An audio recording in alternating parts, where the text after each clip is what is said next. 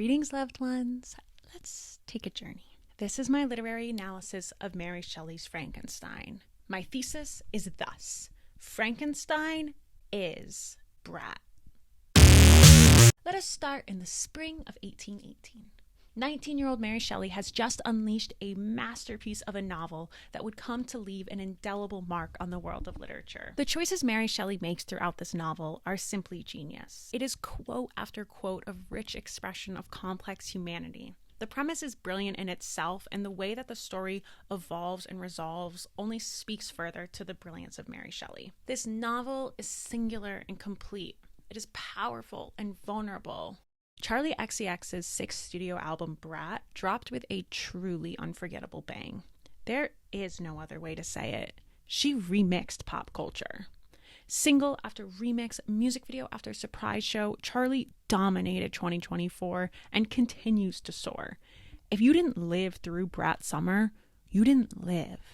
Brat is a bold exploration of self-expression, blending this rebellious energy with an earnest vulnerability. It captures themes of independence and unapologetic confidence, navigating both personal and societal expectations as a young woman with a mix of experimental pop, punk, electronic, dance, and probably so many other music influences that I'm just not privy to. Here's a quote from Elliot in Raindance on the new definition of Brat. The new Brat is a more complex and textured portrayal of rebellion and idiosyncrasy.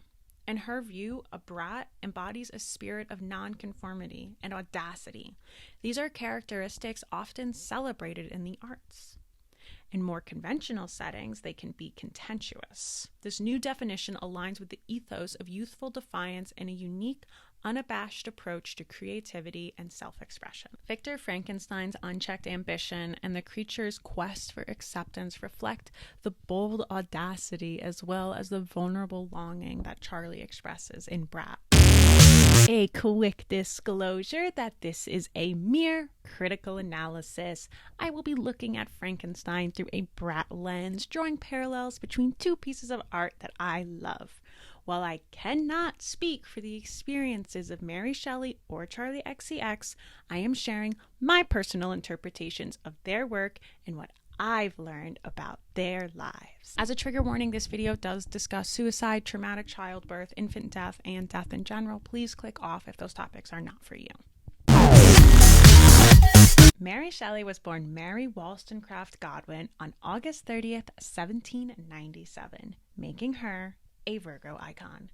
Mary Shelley's mother, Mary Wollstonecraft, was a radical writer in the late 1700s. As quoted in Charlotte Gordon's book that details the lives of both women, Romantic Outlaws, The Extraordinary Lives of Mary Wollstonecraft and Mary Shelley, Mary Wollstonecraft aimed to, quote, fight for a world where women were allowed to develop freely without being bettered by or abused by men.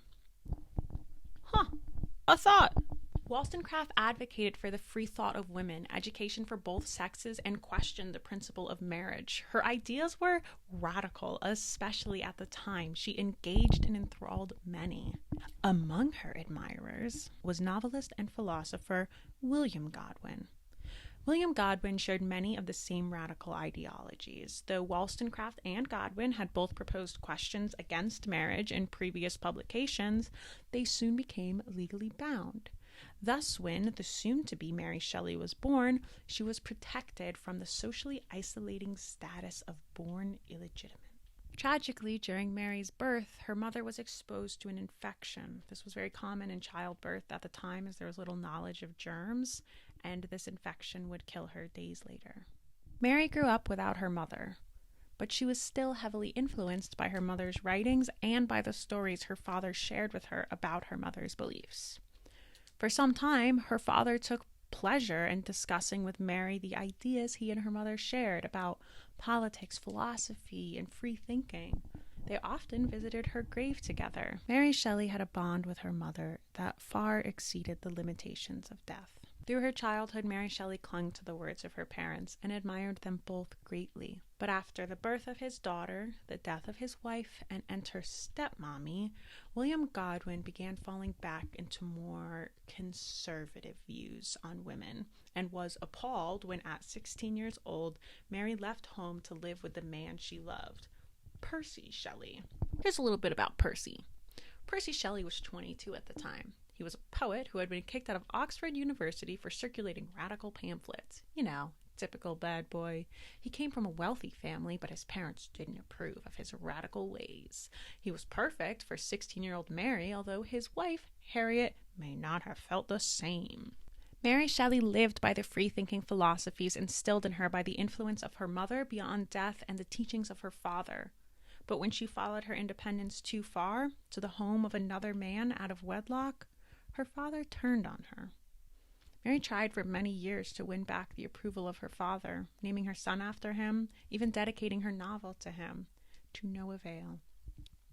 In Apple, Charli expresses a love for her parents, but also struggles with them, recognizing both the positive and negative traits she shares with them.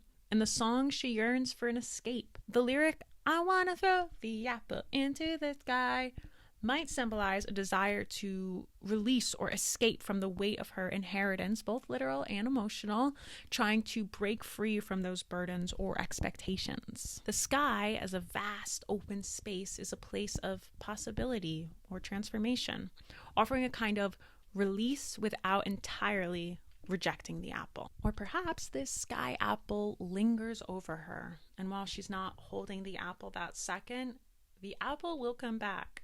Like gravity, family is an unrelenting force, tethered for good or for bad or for both. Apple reflects a yearning to escape the weight of familiar expectations while also acknowledging the lasting impact of those ties on one's identity, something that both Charli and Mary Shelley seem to have struggled with.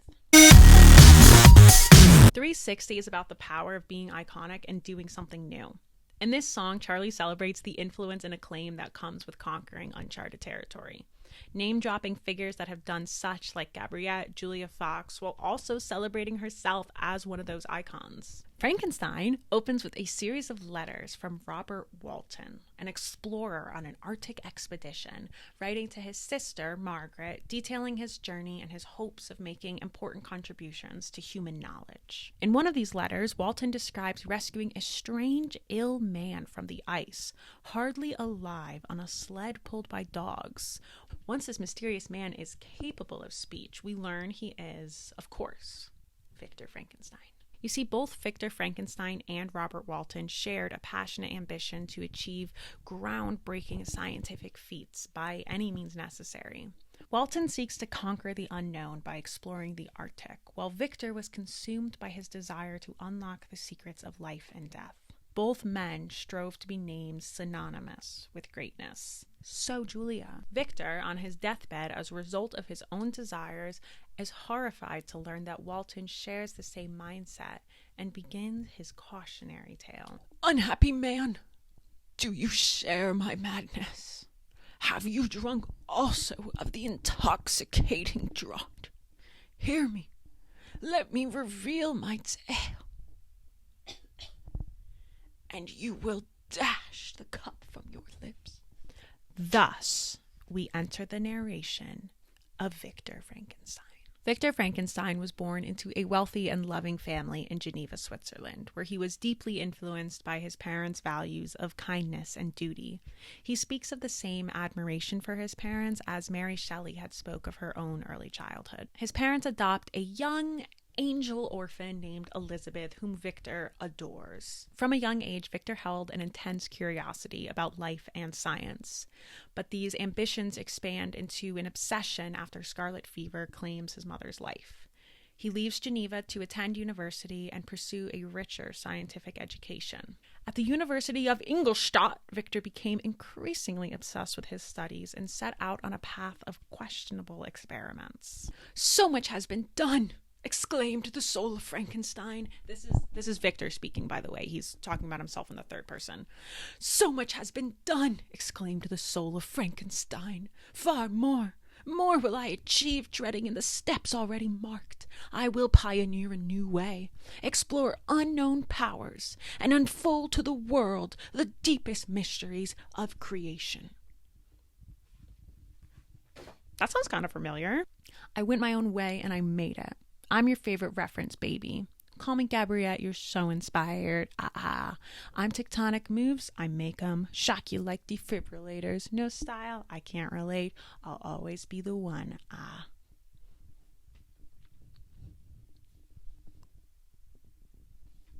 Even down to the 3-syllable name drop. Like, it's different language, but it's there. Victor's ambition, however inspired, is dangerous in its advent, as Victor has already shrugged off the laws of the natural world, stating simply, "Life and death appeared to me idle bounds." Now Miss Mary Shelley, after leaving home disowned by her father, sets off on a little Euro trip of sorts with Percy. Percy leaves the old wife at home, and they set out from France to Italy, often joined by friends, other famous writers and thinkers, as well as Mary's stepsister, Claire. Kind of like their own little 360 17th century Brat summer. Mary and Percy Shelley loved each other madly, as detailed in their personal writings, but their relationship was deeply flawed. Percy, the free love thinker that he is, often enjoyed the company of other women. Even when the teenage Mary fell pregnant, the father of her child chose to spend much of his time with other women, frequently Claire.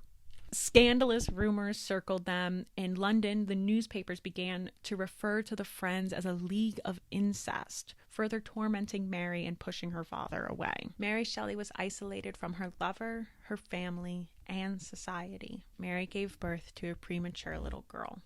Born 8 weeks too early, the baby survived for only 13 days. The exact number of days after birth to death varies from source to source.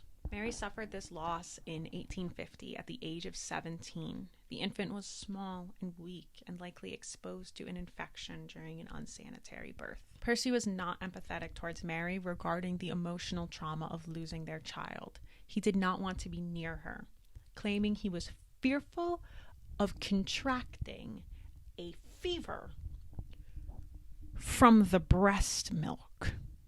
17-year-old Mary Shelley mourned her firstborn child alone.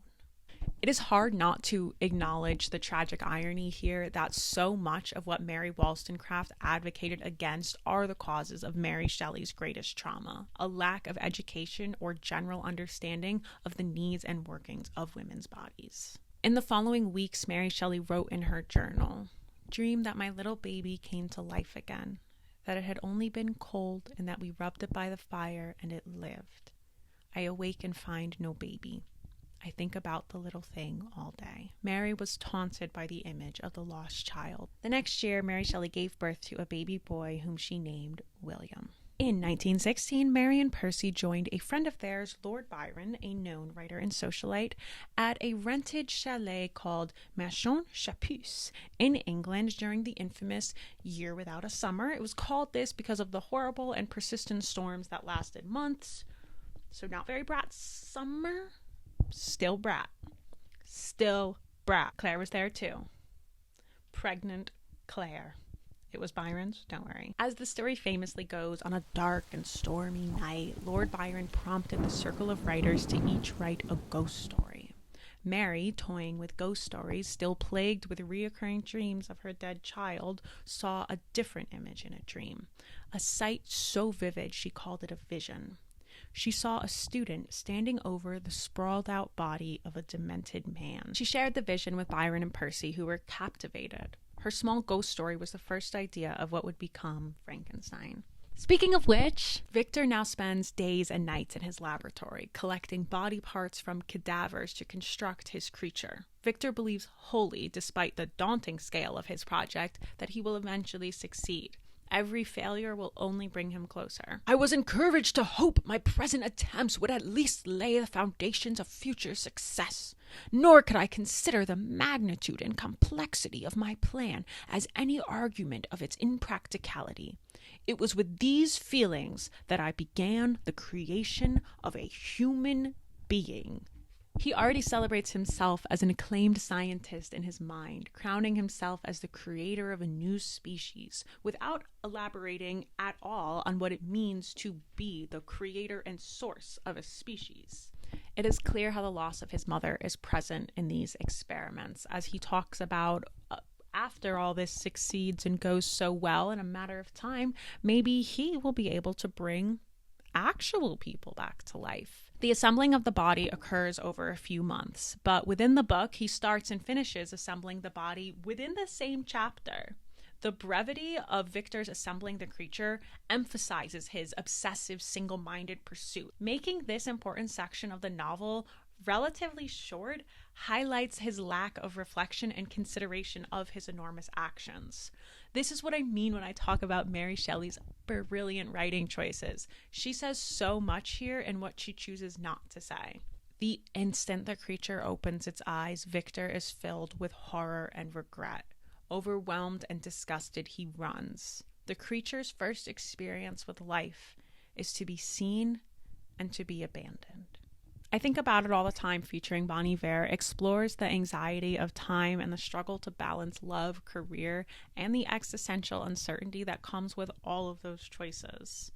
Charli XCX and Justin Vernon, turns out his first name is not Bon, his last name is not Iver, express a fear of running out of time, wrestling with intense emotions and the pressure of life's demands, including the complicated question of when, if ever, is the right time to bring another life into the world.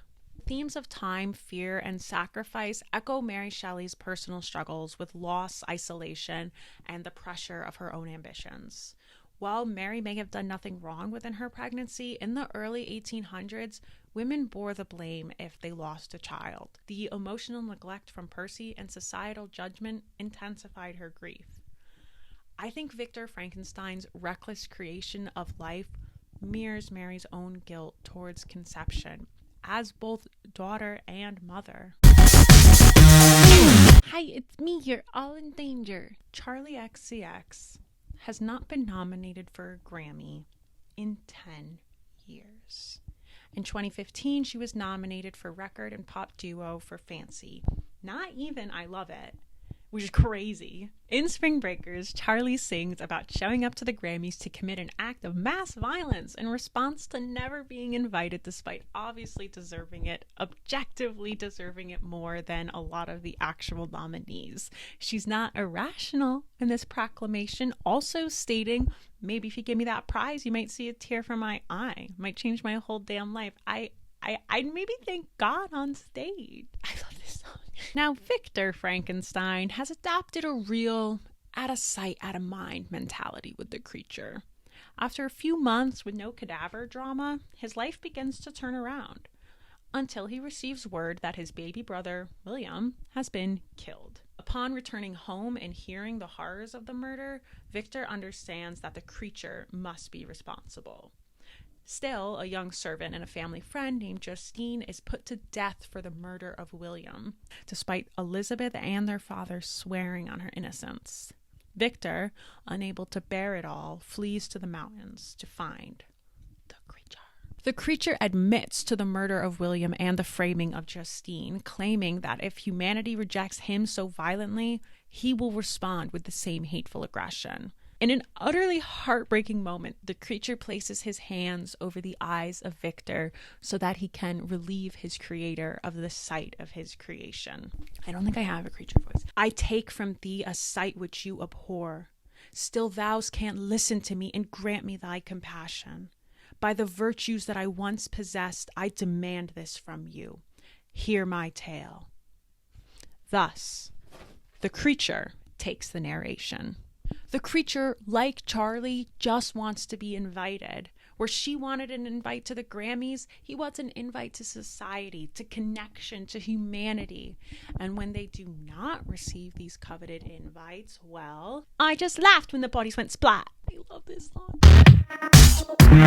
The creature tells his story to Victor. You see, many months have passed between Victor's creation and William's murder. The creature does not start a killer. He begins his life similarly to a child, gentle and curious. After being abandoned in his creator's laboratory, the creature sought refuge in the forest, fearing humanity's treatment of him. The only object that I could distinguish was the bright moon, and I fixed my eyes on that with pleasure. He discovers a family in the forest, the de Lacys, and is careful to conceal himself, but watches them live their lives. The de Lacy family consists of an old blind man and his children. By watching, the creature learns about language, life, and love. He finds great value in watching them take care of each other and their home. He plans to someday introduce himself to the family, but he has much to learn first. He performs small favors for them, such as gathering firewood, as he longs to just be a part of their lives. Spring comes, and the creature for the first time begins to express joy and happiness within the natural world, stating, "My spirits were elevated by the enchanting appearance of nature. The past was blotted from my memory, the present was tranquil, and the future gilded by bright rays of hope and anticipations of joy." He's so cute.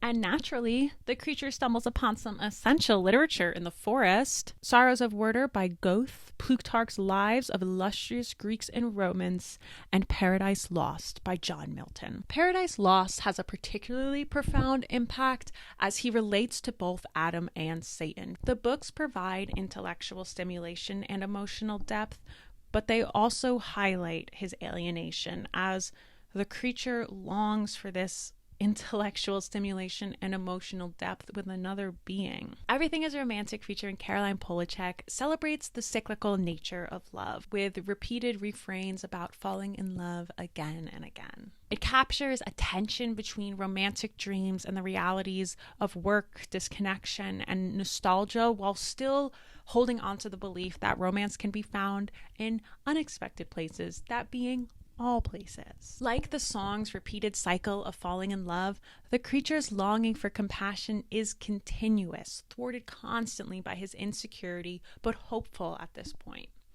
As he observes the DeLacy family and watches their lives, he yearns to be a part of something whole and loving, and delights in their small act of love towards each other, much like the song's idealistic view of romance. But the creature is haunted by the stark reality of his solitude, trapped in the dark side of desire, the longing.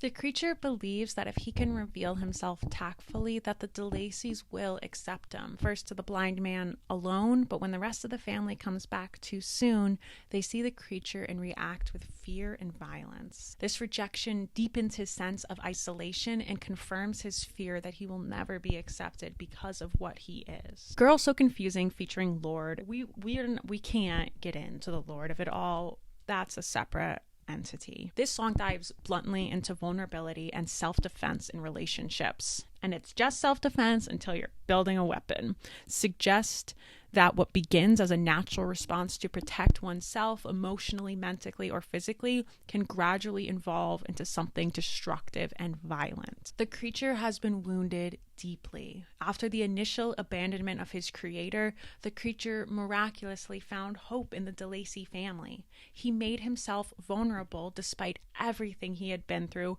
in the hopes of forming a connection. The harsh rejection of the DeLacy family pushes the creature into a darker place in his mind. Now he is beyond isolated. He is an enemy, and he would treat his enemy how he felt they had treated him, with unfairness and violence. The creature seeks revenge on Victor for creating him and abandoning him, so he kills William and frames Justine. He wants to make Victor and humanity feel the pain and rejection that he has experienced. His violence becomes a way to express his anguish, but it only deepens his alienation, trapping him in a cycle of revenge and isolation. So we have now heard the creature's side of the story, and we are back in the mountains with Victor and the creature, and Victor takes back the narration of the story. The creature proposes a deal. To spare mankind from a continuous path of death and destruction, the creature wants in exchange a female monster. His Eve, if you will. We shall be monsters, cut off from the world, but on that account more attached to one another. So toxic.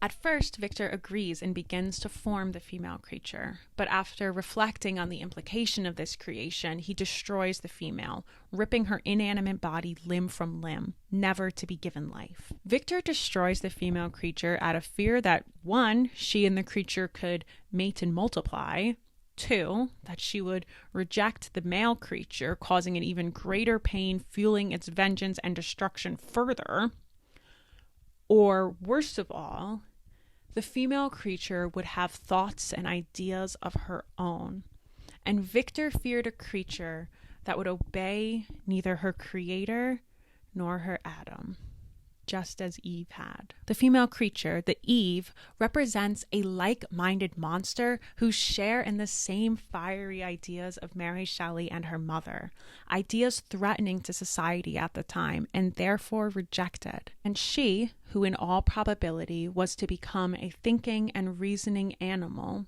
might refuse to comply with a compact made before her creation. Mean Girls is an anthem for a particular archetype of a mean girl or bad girl, someone who is self-aware but also complex and often misunderstood, living life on their own terms and embracing both their flaws and power. Victor destroys the female creature because he fears if she has any Charli XCX mean girl in her, humanity as he knows it will be ruined. Victor's decision to not give Eve life sets the creature off into a spiral of vengeance, and he swears that Victor will regret his choice, stating he will be with him on his wedding night. This song explores themes of self-doubt, confusion, and the pressures of success. Maddie Healy and Charli reflect on feeling disconnected and uncertain in these lyrics, grappling with their identities and the expectations placed on them. They express struggles with mental health, public persona, and the internal conflict between their real selves and the image they are forced to maintain. There's a sense of existential questioning, with the artist repeating, thinking of giving up everything. Victor, ready to be absolutely done with his life, proposes to his not technically sister, Elizabeth. Elizabeth knows he is tormented, and he promises to reveal the cause of his torture after they are married, because Victor knows the creature will kill him after the wedding. And so on the wedding night, Victor goes for a walk, assuming the monster will come for him. But he hears Elizabeth shriek from the hotel. He runs back to find his bride limp on the bed, dead already. After the creature murders Elizabeth, the scientist pledges his life to killing his creation. Victor's choice to live is when he finds a curse. The creature will not be so kind as to rid Victor of the burden of life. The creature, hoping to prolong his creator's suffering, kills and leaves a hair in his path for the weakening Victor to eat, to sustain him as he follows the monster into the cold North Arctic. Victor is punished with life as he had selfishly and carelessly bestowed onto the creature. I Might Say Something Stupid featuring the 1975 and John Hopkins reflect Victor's heavy inner turmoil, where despite achieving his greatest goal, he is consumed by guilt and despair, contemplating suicide. The artists in the song express feelings of disconnection and disillusionment despite and because of their success. Victor realizes that achieving his ambitions has not brought him peace, but only a deeper sense of emptiness and regret, one he acknowledges that after losing Elizabeth, he can never return from. We now return where we started, to the Arctic, and the narration is placed back into the hands of Captain Robert Walton. As Victor now lies on his deathbed, it is only a matter of time. Walton, after hearing Victor's tale of woe and contemplating the danger of his own mission, decides he will turn back. And as Victor takes his final breaths, his creature appears. The creature grieves Victor. He recognizes that Victor's death ends his own torment, yet the creature still expresses sorrow that his creator is now gone, as the hope for reconciliation vanishes with his death. "This is also my victim," he exclaimed. "In his murder, my crimes are consummated. The miserable series of my being is wound to its close. O Frankenstein, generous and self-devoted being, what is it avail that I now ask thee to pardon me? I, who irrevocably destroyed thee by destroying all thou loved. Alas, he is cold. He may not answer me." The creature contemplates his own tragic existence, vowing to end his life by setting himself on fire, symbolizing the end of both his and Victor's tragic cycle. In the best song on the album, Charli grapples with the pain of feeling sympathy for someone who causes her emotional distress, torn between her own insecurities and empathy for the person triggering them. Charli XCX, Victor, and the creature all struggle with the painful complexity of sympathy for those who have harmed them, entrenching this sense of irreparable loss evident in the sharp repetition of the central line of the song. All this sympathy is just a knife. And that, my friends, is where Frankenstein ends. Not really, though. When I planned this video, I could find no existing link to Brat and Frankenstein, which is fine. This is a critical analysis. I'm not trying to prove that Frankenstein was Charli's primary source for Brat. I'm not even trying to prove that it was an influence at all. What excites me about the parallels between these two works is that two ambitious, inspired young women alive 200 years apart could both explore similar themes of what it means to be alive and be a woman despite their vastly different circumstances. It is a powerful reminder that the human experience endures. However, can you even imagine my sheer delight when just this week Charli XCX's Letterboxd was leaked? And I was treated to not only this lovely review of the 1931 film Frankenstein, but also the knowledge that Bride of Frankenstein, the 1935 sequel in which a mad scientist does bring his lady monster to life, is in her favorite films. I thought long and hard about what I was going to put on my Brat shirt. Originally, it was going to be a quote, maybe the iconic "We shall be monsters," and then I was thinking of just Mary Shelley's name or the Wollstonecraft included, but at the end of the day, it had to be Frankenstein. The word Frankenstein, like Brat, has grown so beyond its original container and come to mean something entirely different than just the title of one work. The cultural references and reinterpretations of Frankenstein feel genuinely eternal. The movie Lisa Frankenstein, coming out just last February, 206 years after the publication of the novel. The word Frankenstein has evolved into a cultural shorthand for mad scientist, or the common misconception of monster. It is so much more than the title of a novel. And it makes me think about what Charli said about the release of the remix album. I've always had a bit of an issue with songs coming out and being cemented as one thing for eternity. I think songs are endless and have the possibility to be continuously broken down, reworked, changed, morphed, mutilated into something completely unrecognizable. Charli XCX has transformed the music game this year by blending dance electronic music with pop beats, experimental production. Shout out to Sophie, shout out A.G. Cook, and all the amazing producers that Charli works with. Her always catchy, edgy, and bold lyrics, creating a boundary-pushing sound, bridging mainstream girly pop appeal with this like underground, sweaty wall, feel the bass in your teeth type of music. Though many have been able to recognize Charli as one of the greats for quite a while now, Brat has undeniably solidified Miss Essex as the leader of a new sound. She is a pioneer, a revolutionary, forever ingrained in the cultural canon. Just as Mary Shelley's visionary work cemented her as a literary icon, Frankenstein left an unbelievable impact on literature. The multi-layered narrative structure, blending elements of horror, philosophy, and tragedy, redefined the boundaries of storytelling. By giving voice to both the creator and created, Shelley not only critiques the destructive consequence of unchecked ambition, but also exposes the emotional and psychological cost of creation. Frankenstein is a literary touchstone for exploring the darker aspects of human nature. When I go to the club, I want to hear those classics. And when I pick up a book, I want to feel the influence of those classics. Thank you from the bottom of my little librarian heart for watching this video. If you liked it, like it. If you have anything to add, please comment. Subscribe if you'd like to hear me yap more about books and culture and analysis in the future. If you hated this video, please leave a comment below telling me why in proper MLA formatting with a clearly defined thesis and at least 2 body paragraphs with specific examples that support your thesis. Go get Frankenstein from your local library. Go stream Brat. Okay, bye now. Get home safe. I love you. Also, literally imagine being Margaret getting that letter.